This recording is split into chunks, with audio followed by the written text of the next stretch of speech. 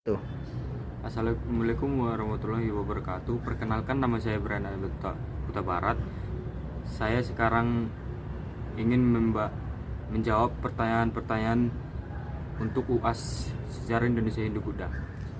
3. 1. Nilai-nilai sejarah dari Kerajaan Singasari. Kerajaan Singasari 1222 hingga 1292 adalah potret ekstrim dari perpaduan ambisi visioner dan kerapuhan internal dari perjalanan sejarahnya. Ada 3 utama yang bisa diambil, yaitu bahasa rekonsiliasi yang semu atau kerapuhan internal, pentingnya wawasan geopolitik yang luas, dan juga hukum sebab akibat dalam kepemimpinan.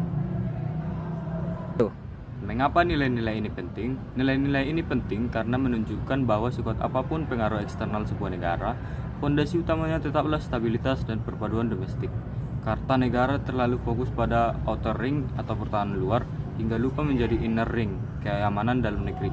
Dalam konteks modern ini menjadi pengingat bahwa ketahanan nasional itu suatu bangsa yang akan rapuh jika elit politiknya sibuk pertikai di dalam saat menghadapi tantangan globalisasi. 2. Analisis Majapahit sebagai wawasan Nusantara 2. Konsep wawasan Nusantara adalah cara pandang bangsa Indonesia tentang diri dan lingkungannya sebagai satu kesatuan ideologi, politik, ekonomi, sosial budaya, dan pertahanan keamanan. Dalam periodisasi sejarah geopolitik Indonesia, Majapahit kerap disebut sebagai wawasan Nusantara 2, sementara Sriwijaya adalah wawasan Nusantara 1. Ada beberapa alasan mendasar di balik penyebutan ini. 1. Kesamaan geografis dan integrasi maritim. Majapahit berhasil mengintegrasi pulau-pulau di Nusantara bukan sekedar melalui penaklukan militer, melainkan melalui perdagangan maritim dan penataan hukum laut. 2. Konsep Mitreka Satata. Majapahit tidak selalu memosisikan wilayah lain sebagai jajahan yang diperas, melainkan sebagai sahabat atau mitra setara. Mitreka Satata untuk membentengi kawasan regional dari ancaman luar, terutama pasca serangan Mongol ke Jawa. 3. Bhinneka Tunggal Ika. Istilah yang menjadi semboyan negara kita lahir dari rahim Majapahit atau Kitab Sutasoma karya Empu Tantular. Tuh. 3. Argumentasi tentang Sumpah Palapa Gajah Mada. Sumpah Palapa yang diucapkan Gajah Mada ketika diangkat menjadi Pati Amangkubumi pada tahun 1336 selalu memicu perdebatan menarik, dedikasi murni atau ambisi pribadi. Melihat rekam jejak dan dampaknya, Sumpah Palapa lebih tepat dilihat sebagai perpaduan yang serius antara dedikasi politik tingkat tinggi dan strategi psikologis, bukan sekedar ambisi egoistis. Berikut argumennya. Bentuk dedikasi dan visi geopolitik. Gajah Mada sadar bahwa Majapahit yang dikelilingi oleh kerajaan-kerajaan kecil yang terpecah-pecah akan sangat rentan terhadap intervensi asing. Respons terhadap ejekan pada para pati. Sejarah mencatat bahwa saat sumpah itu diucapkan, para pejabat senior seperti Rakambar dan Jabung Tarewes justru menertawakannya jika sumpah itu hanya ambisi pribadi untuk pamer.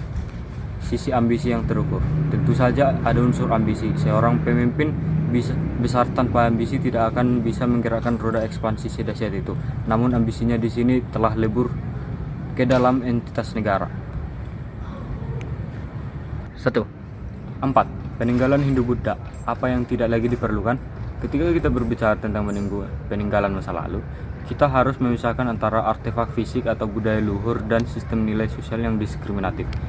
Peninggalan yang tidak lagi diperlukan dan bahkan bertentangan dengan jati diri bangsa Indonesia saat ini bukanlah candi, kitab kuno, atau tradisi adat yang indah, melainkan sistem stratifikasi sosial yang kaku, sistem kasta yang menindas, dan mentalitas feodalisme asimetris. Mengapa hal ini harus dihilangkan? 1. Bertentangan dengan kemanusiaan dan sila kelima Pancasila. Dalam beberapa implementasi sosial masa lalu, hak-hak individu seringkali ditentukan oleh kasta atau garis keturunan sejak lahir. Di Indonesia modern yang menganut sistem demokrasi. 2. Menghambat mobilitas sosial dan meritokrasi. Mentalitas feodal yang membuat masyarakat bawah merasa harus selalu tunduk tanpa akal sehat kepada penguasa atau golongan tertentu dapat mematikan daya kritis dan inovasi. Bangsa ini membutuhkan sistem meritokrasi di mana seseorang dihargai karena kapasitas, integritas, dan karyanya, bukan karena status sosial warisan masa lalu.